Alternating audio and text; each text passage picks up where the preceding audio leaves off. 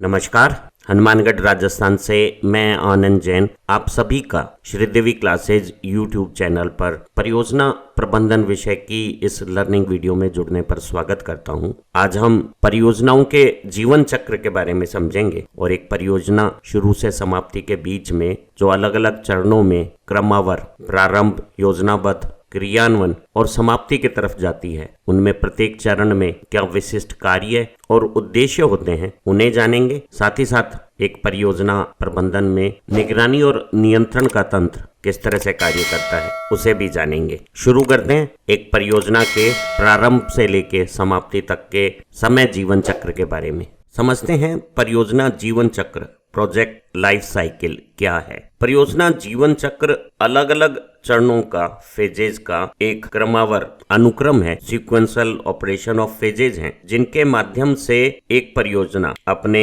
शुरुआत से अंतिम समाप्ति तक चरणबद्ध तरीके से आगे बढ़ती है। हम प्रत्येक चरण में रूपरेखा अनुसार जरूरी कार्यों को करते हैं। ये भी निर्धारित होता है कि उन कार्यों को किसने और कैसे करना है। आमतौर पे प्रत्येक चरण में परियोजनाओं को क्या प्राप्ति होने वाली है, किस तरह के विशिष्ट प्रदेय डिलीवरेबल उत्पन्न होने वाले हैं, वो भी पहले से निर्धारित होते हैं। और एक परियोजना का चरण या पूरी परियोजना की समाप्ति तभी मानी जाएगी जब इस तरह के परियोजना द्वारा दिए गए विशेष प्रदेय डिलीवरेबल को निर्धारित हितधारक को संतुष्टिपूर्ण तरीके से सौंप दिया जाता है। किसी परियोजना को पूरी करने वाली कंपनी या परियोजना की स्वयं की अपनी प्रकार और प्रकृति के आधार पे परियोजना के अलग अलग चरणों की संख्या 4, 5 या 6 निर्धारित हो सकती है और उसी अनुरूप इन चक्रों की एक के बाद एक अनुक्रम सीक्वेंस, जिसमें आवश्यक, उचित,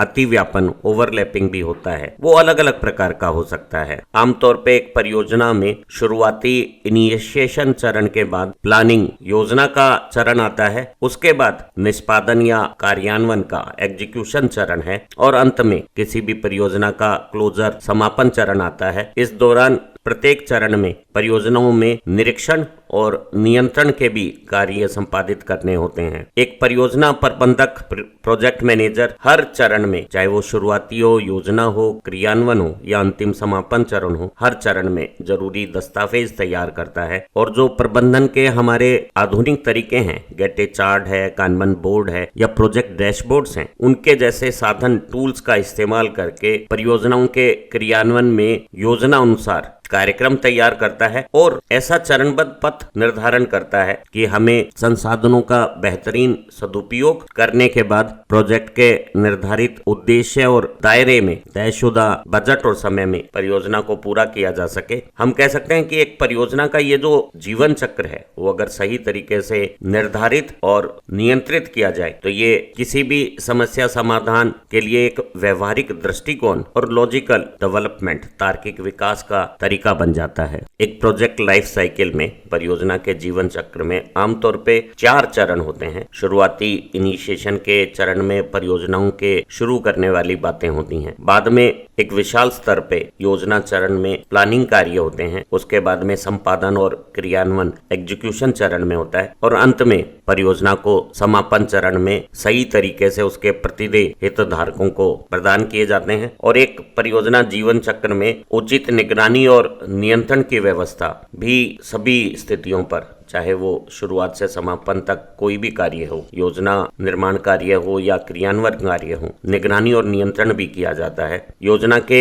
सफल संचालन के लिए योजना किन स्थितियों में चल रही है उसका निरंतर फीडबैक लिया जाता है। जो वस्तु स्थितियां हैं उनकी पुष्टि की जाती है और योजना के अलग अलग कर्ता टीमों के बीच में प्रभावी संवाद और संचार की व्यवस्थाएं, इफेक्टिव कम्युनिकेशन सिस्टम्स को डेवलप किया जाता है। किसी परियोजना का प्रारंभ चरण, इनिशिएशन या शुरुआत किसी भी मामले में व्यावसायिक पड़ताल और पहचान के साथ होती है। बाद में उसमें लागत और लाभ के विश्लेषण के आधार पे फिजिबिलिटी, व्यवहार्यता का अध्ययन किया जाता है और उस अध्ययन की निष्कर्ष के आधार पे परियोजना के औचित्य को स्थापित करने के लिए सभी प्रकार के तकनीकी, आर्थिक, वित्तीय, सामाजिक जो आयाम होते हैं परियोजना पूरी करने के, उन सभी आयाम का भी विश्लेषण किया जाता है। परियोजना के इस प्रारंभिक इनिशिएशन चरण में परियोजना के दायरे के बारे में पहचान की जाती है और हितधारक तय किए जाते हैं। हितधारकों की समझ के अनुसार परियोजना के लिए एक कार्य विवरण प्रोजेक्ट चार्टर को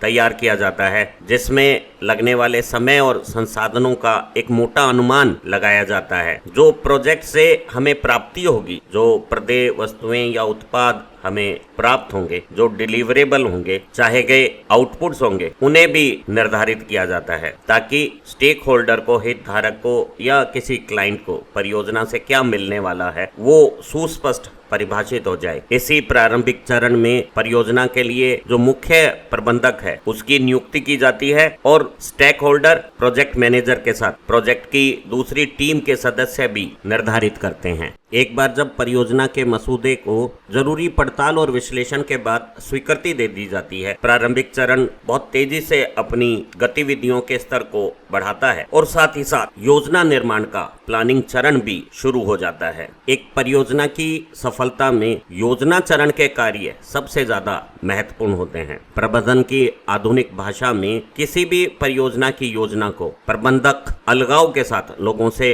अलग हटके स्वयं न बनाए, बल्कि योजना निर्माण के दौरान सारे स्टेक होल्डर, हितधारकों और टीम मेंबर्स को शामिल करें और आपस में विस्तार पूर्वक चर्चा करके योजनाओं का निर्माण करें ताकि योजना के क्रियान्वयन के दौरान आगे विवाद के मुद्दे कम रहें और सभी को कार्यों के बारे में एक जैसी समझ बन जावे। इस योजना चरण में सबसे महत्वपूर्ण बात है स्मार्ट लक्ष्यों का निर्धारित करना। स्मार्ट माने एस माने स्पेसिफिक, विशिष्ट, तयशुदा, निर्धारित प्रकार के उद्देश्य होने चाहिए जिन्हें सभी लोग सुस्पष्ट तरीके से समझ सकें। वो मेजरेबल होने चाहिए, मापने योग्य होने चाहिए ताकि योजना के क्रियान्वयन को निगरानी करके नियंत्रित किया जा सके। वो अटेनेबल होने चाहिए, संभव प्राय होने चाहिए, रियलिस्टिक होने चाहिए, यथार्थवादी होने चाहिए और कितने समय में पूरे होने वाले हैं वो भी लक्ष्यों को निर्धारित करते समय निर्धारित होना चाहिए। परियोजना के योजना चरण में परियोजना के क्रियावरण का एक विस्तार पूर्वक खाका तैयार किया जाता है। उसमें क्या संसाधन, धनराशि और कितना समय लगेगा इसको भी सुनिश्चित कर लिया जाता है। वस्तुतः परियोजना के योजना चरण में एक ऐसी योजना बनाई जाती है जिसमें परियोजना के सभी कार्य, उनके बजट, धनराशि और संसाधनों की आवश्यकता, कार्य संपूर्ण करने की समयबद्धता, परियोजनाओं को करते समय क्या जोखिम और बाधाएं शामिल हैं, उन सब का आंकलन किया जाता है। एक परियोजना की अच्छी योजना में जो कार्यों का प्राथमिकता अनुसार 1, 2, 3, 4 का क्रम का निर्धारण है, उसमें निरंतरता है और पूर्णता प्राप्ति है, प्रमुख घटक होते हैं। किसी भी योजनाओं को बनाते समय जो स्थानीय स्थितियां हैं, प्रशासनिक, आर्थिक और सांस्कृतिक जो परियोजनाओं के सन्निकट परिस्थितियां हैं, उन्हीं की अनुकूलता को भी देखना जरूरी है। खास तौर से जब किसी एक परियोजना के क्रियान्वयन निष्पादन में जो सफलता है वो इन परिस्थितिगत घटकों में बदलते व्यवहार पर भी निर्भर करती है। एक योजना चरण में परियोजना के विभिन्न पहलुओं को बताने वाली एक विस्तृत परियोजना report, detailed project report, DPR को अंतिम रूप दे दिया जाता है और बाद में परियोजना का निष्पादन या क्रियान्वयन, एग्जीक्यूशन उसी डीपीआर के अनुसार हो, ये सुनिश्चित भी किया जाता है। अगर हम नियोजन चरण, प्लानिंग फेज के विशिष्ट कार्यों का आकलन करें तो इसमें एक स्कोप स्टेटमेंट बनाया जाएगा। परियोजना के दायरे को कथन के रूप में सुस्पष्ट किया जाएगा। परियोजना के सभी कार्यों को निर्धारित करके उनका विभाजन अलग अलग टीमों में किया जाएगा। टास्क के असाइनमेंट्स किए जाएंगे। परियोजनाओं को संचालित करते समय जो संभावित जोखिम है उसका आकलन, रिस्क का एंटीसिपेशन किया जाएगा। कार्यों को समाप्त करने के दौरान कितना समय लगेगा उस समय का भी निर्धारण करके कब कब क्या क्या करना है, वैसे माइलस्टोन की भी, मील के पत्थरों की भी सेटिंग कर दी जाएगी। परियोजना के बेहतर परिणामों के लिए एक गुणवत्ता की योजना, क्वालिटी प्लानिंग भी की जाएगी और जो मानक हैं जिनके अनुसार परियोजना को काम करना है उन स्टैंडर्ड्स को भी डिफाइन कर दिया जाएगा। एक परियोजना के सफल संचालन के लिए आपसी सदस्यों में बेहतरीन संचार और संवाद बहुत जरूरी है। तो प्लानिंग फेज में ही उनमें आपस में संवाद किस प्रकार होगा उससे भी योजनाबद्ध कर लिया जाता है। कार्य में अलग अलग क्षेत्रों में कितनी बजट की आवश्यकता होगी उस बजट की बेसलाइन भी बना ली जाती है और कार्यों में प्राथमिकता का आवंटन भी कर दिया जाता है। अलग अलग टीम के लक्ष्यों और उनके कार्यों का समय निर्धारण भी कर दिया जाता है और इन सब को एक डिटेल्ड प्रोजेक्ट रिपोर्ट के रूप में बनाया जाता है, जो बाद में हमारी प्रोजेक्ट की क्रियान्वयन का मूल आधार बन जाती है। परियोजना में जो कार्यान्वयन का चरण है, एग्जीक्यूशन फेज है, वो वास्तव में सामने दिखने वाले काम करने का चरण है और यहाँ किया गया कार्य वस्तुतः परियोजना में दिखने लगता है। एक परियोजना के शुरू में कार्यान्वयन का जो चरण है, एग्जीक्यूटिंग फेज है, उसकी गतिविधियाँ ज़्यादा नहीं रहती हैं, लेकिन जब कार्य का प्रारंभिक चरण काफ़ी काम कर चुका है, प्लानिंग भी काफ़ी हद तक पूरी हो गई है, तो परियोजना का जो कार्यान्वयन चरण है, एग्जीक्यूटिंग चरण है, वो अपनी गतिविधियों में ऊंचा स्तर तेजी से पाने लगता है और असल में पूरे प्रोजेक्ट की सबसे ज़्यादा रिसोर्सेज और एनर्जी इसी फेज में लगने लगती है। कार्यान्वयन चरण में गतिविधियों का ऊंचा स्तर पूरी परियोजना में तेजी को बरकरार रखने के लिए अत्यंत आवश्यक है। कार्यान्वयन और एग्जीक्यूशन के इस चरण में परियोजना का जो प्रबंधन है, वो जो योजना हमने अनुमोदित कर रखी है, उस योजना के अनुसार वर्णित कार्यों को पूरी टीम के साथ मिलकर कराने के लिए टीम के बीच में एक बहुत बेहतरीन प्रभावी संवाद और संचार की व्यवस्था बनाता है। साथ ही साथ परियोजना की सभी टीमों के बीच में समन्वित रूप से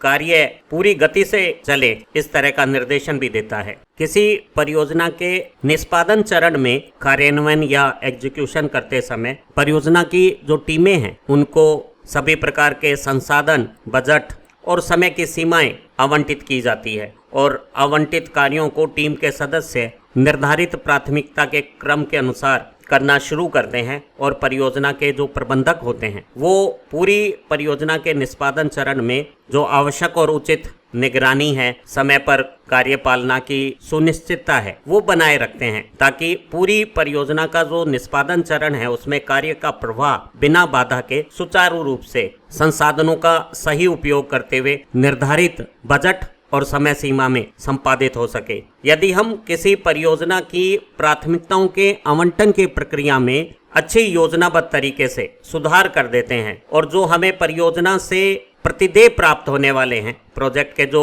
डिलीवरेबल्स हैं, उनके अनुसार हम पूरी परियोजना के प्रचलन का एक क्रम निर्धारित कर देते हैं, तो निश्चित रूप से जो संसाधन है, बजट राशि है और समय है, उसका बेहतर उपयोग संभव हो पाएगा और पूरी परियोजना की सफलता की दर में वृद्धि होगी। परियोजना के निष्पादन में त्रुटियां और त्रुटियों से होने वाली हानियों में कमी का लाभ भी प्राप्त होगा। तो प्रोजेक्ट में प्राथमिकताओं के आवंटन को सही करना बहुत ज़्यादा जरूरी है। हमारे वर्क को प्रायोरिटी अनुसार करना एक सफल परियोजना निष्पादन की अहम आवश्यकता है। एक परियोजना के सफल संचालन में निगरानी और नियंत्रण व्यवस्था का बेहतर होना, मॉनिटरिंग और कंट्रोल को सही तरीके से करना बहुत ज़्यादा जरूरी है। परियोजना के सभी चरणों में, चाहे वो प्रारंभिक इनिशिएशन का कार्य हो या बाद में योजना बनाने का प्लानिंग फेज हो या फिर सबसे महत्वपूर्ण निष्पादन एग्जीक्यूशन का फेज हो या कार्य की समाप्ति में क्लोजर फेज हो, सभी जगहों पर हमें निगरानी के द्वारा कार्य में जो वित्तीय और संसाधनों का प्रयोग हो रहा है, वो सही तरीके से हो रहा है कि नहीं हो रहा है, उसकी जांच करना बहुत जरूरी है। निगरानी से पूरी परियोजना के संचालन में बेहतर नियंत्रण किया जा सकता है और हम ये निर्धारित कर सकते हैं कि प्रोजेक्ट में जो प्रतिदेय प्राप्त हो रहे हैं, जो स्टेक होल्डर के लिए डिलीवरेबल प्राप्त हो रहे हैं, वो तयशुदा मानकों के अनुसार निर्धारित तरीके से आ रहे हैं कि नहीं आ रहे हैं, परियोजना सही तरीके से संचालित हो रही है कि नहीं हो रही है, उसकी जांच की जा सकती है। परियोजना के हर स्तर पे सही प्रकार के निर्णय लेने के लिए जरूरी है कि परियोजना का संचालन निर्धारित समय अवधि, लागत और संसाधनों के बेहतरीन तारतम्य के अनुसार जो हमने चाहा था, योजना में जो निर्धारित किया था, जो हमने कार्यों की अनुसूचियां बना रखी है, प्राथमिकताएं निर्धारित कर रखी है, गुणवत्ता के जो मानक बना रखे हैं और जो बजट की आधार रेखा बनाई हुई है, उसी के अनुरूप हो, ये बहुत ज़्यादा जरूरी है। यदि निगरानी के दौरान परियोजना का जो संचालन है वो अगर बदले हुए रास्ते पे चलाना जरूरी हो, तो हम परियोजना की गतिविधि, संसाधनों और योजनाओं में जो आवश्यक समायोजन है, एडजस्टमेंट्स है, उन्हें कर परियोजना के संचालन में प्रभावी नियंत्रण कर सकते हैं। किसी परियोजना का अंतिम चरण समापन चरण क्लोजर फेज है, जब सभी टीमें सभी कार्यों को पूरा कर लेती है और जो परियोजना के मालिक हैं, स्टेक होल्डर हैं, वो हस्ताक्षर करते समय ये सुनिश्चित कर देते हैं कि जो प्रतिदेय डिलीवरेबल हमने बनाए हैं परियोजना के तहत वो पूरे हैं और हितधारकों के परियोजनाओं के मालिक की संतुष्टि के अनुसार है, तो परियोजना को बंद करने का निर्णय किया जा सकता है। और ऐसी स्थिति में जो परियोजना प्रबंधक है वो जितने भी उपकरण हमने इस्तेमाल किए हैं, जिन विक्रेताओं की सामग्रियों का उपयोग किया है, जिन मानव संसाधन कर्मचारियों को परियोजना में काम दिया गया है, उन सभी के अनुबंधों को उचित तरीके से सारे लेन देन को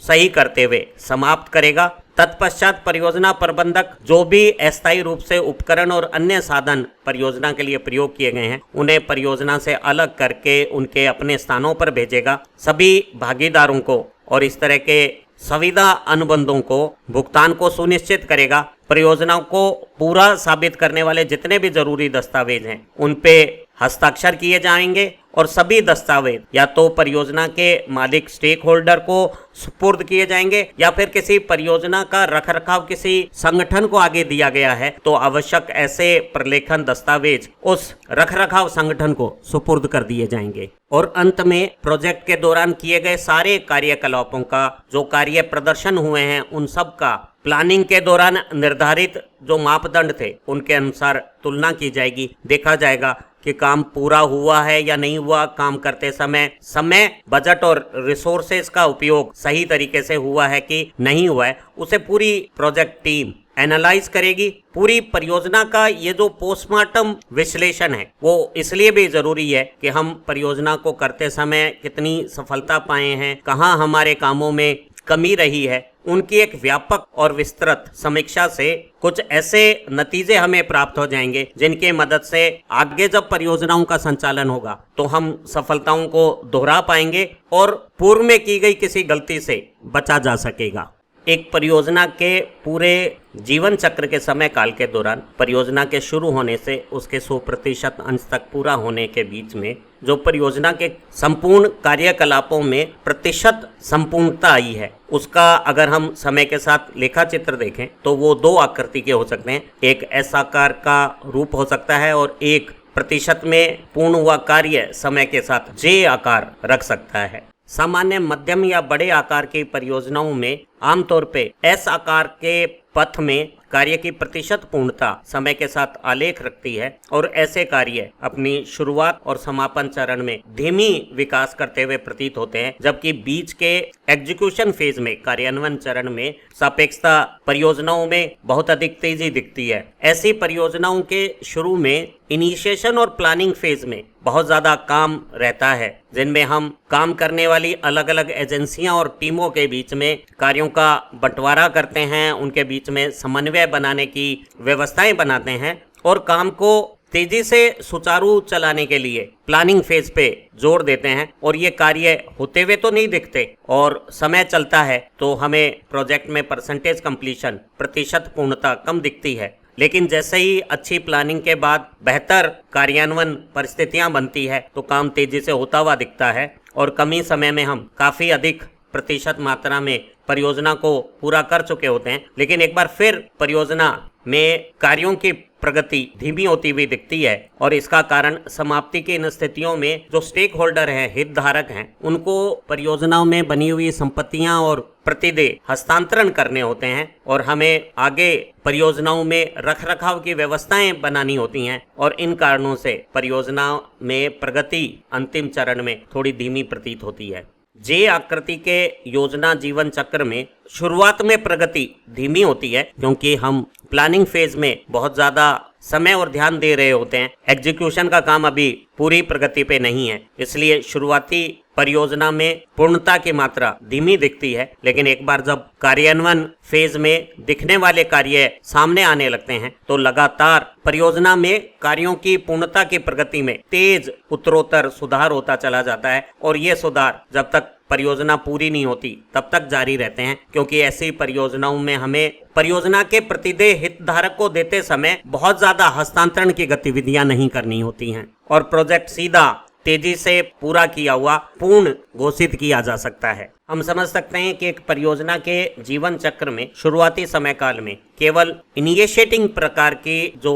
कार्यविधियां हैं उनका स्तर तो अधिक होगा। एग्जीक्यूशन निष्पादन या कार्यान्वयन की गतिविधियां शुरू में कम होंगी। हालांकि हल्की प्लानिंग प्रोजेक्ट के शुरू होते ही गति पकड़ लेती है और जब काफी प्लानिंग का कार्य हो जाता है तभी निष्पादन का कार्य तेजी पकड़ता है और एक स्टेज ऐसी आती है कि एग्जीक्यूशन निष्पादन कार्यान्वयन की गतिविधियां पूरे प्रोजेक्ट में सबसे ज्यादा ऊर्जा और संसाधन उपयोग करने लगती हैं और प्रोजेक्ट में दिखने वाले प्रतिदेय डिलीवरेबल दिखने लगते हैं और जब प्रोजेक्ट अपनी समाप्ति की स्थिति में आता है तो उनके हस्तांतरण के कार्य क्लोजिंग फेज में किए जाते हैं और अंत में प्रोजेक्ट पूरा कर लिया जाता है। एक परियोजना के तयशुदा दायरे में निर्धारित बजट और समय में निष्पादन के लिए जरूरी है कि हम कुछ व्यवहारिक बातों का ध्यान रखें। एक परियोजना में कार्यान्वयन या निष्पादन की एग्जीक्यूशन की एक्टिविटियों में सीधे शुरुआत नहीं करनी चाहिए, बल्कि कार्यान्वयन या निष्पादन की गतिविधियां शुरू हो उससे पहले उचित योजना के साथ परियोजना जिस समस्या को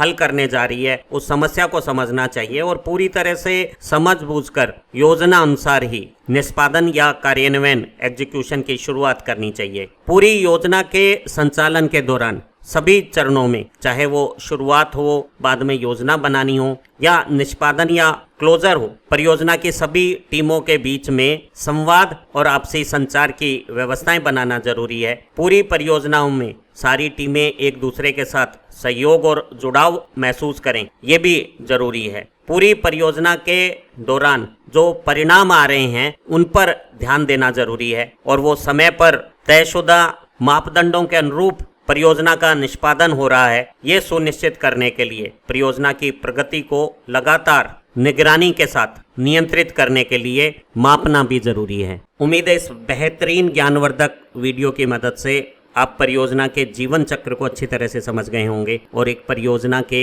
जो अलग अलग चरण हैं, प्रारंभिक इनिशिएटिंग चरण है या बाद में योजना बनाने वाला प्लानिंग फेज है या कार्यों को करने वाला निष्पादन करने वाला एग्जीक्यूटिंग फेज है या परियोजना को समाप्ति की तरफ ले जाने वाला क्लोजिंग फेज है, सभी की समझ बनी होगी। हमारी दूसरी लर्निंग वीडियो भी जो इसी प्लेलिस्ट में है आपके लिए विषय समझ बेहतर बनाने में उपयोगी साबित होगी और अगर आपको इस विषय के नोट्स चाहिए तो चैनल की मेंबरशिप भी ज्वाइन करें। आप अच्छा पढ़ें, तरक्की करें। Have nice time. Thank you